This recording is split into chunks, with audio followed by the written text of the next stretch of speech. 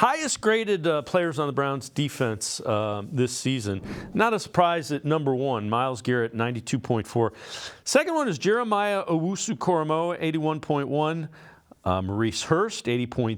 Zadarius Smith. Grant Delpit, Shelby Harris. So a lot of those veteran tackles that they brought in are among their highest ranked defenders for the season. Who's impressed you out of the group? Honestly, I'd go to Owusu-Koramoah. Like, this is somebody who, as a draft guy, I really liked him coming out of Notre Dame, but it wasn't just this plug and play type of a linebacker, right? He's built very differently. He's a little bit smaller in size, but he gives you that extra speed. So I remember there was debate, okay, is he going to be able to play at the linebacker level? Is he more of a box safety, but he's more playing that safety position? Is he going to be a slot defender? Because at Notre Dame, they would use him as this apex slot defender right outside of the tackle box and right outside of the front seven. And he would just kind of be this player where if they knew exactly where they were going to run the ball, he was going to be able to cut it off, and he was very effective doing that. Now he is rounding himself out to be just a really damn athletic linebacker for the NFL level, and he's making a big difference.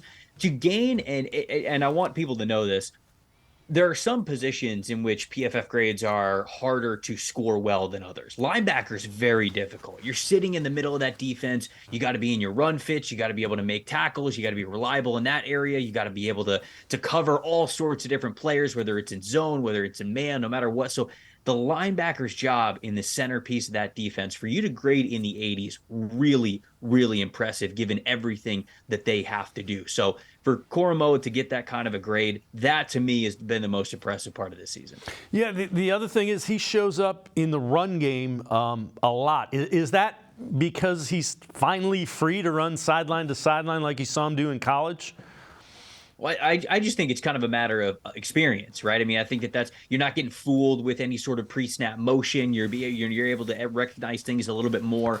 Pulling guards, you can read those things a little bit more, and I'm sure just added strength as well. You're a couple of years into this league at this point, so he probably went in a little undersized. I mean, leaning on his speed more than his strength, and now he's probably evening things out a little bit. So he feels like it's just a maturation of his game to where you're seeing a lot of the really good things that we saw at Notre Dame, but you're also seeing him kind of come into his own, be an even better linebacker in those run defense areas, true run defense areas in between the tackles than what we even saw from him in college. So he's just playing some really good ball.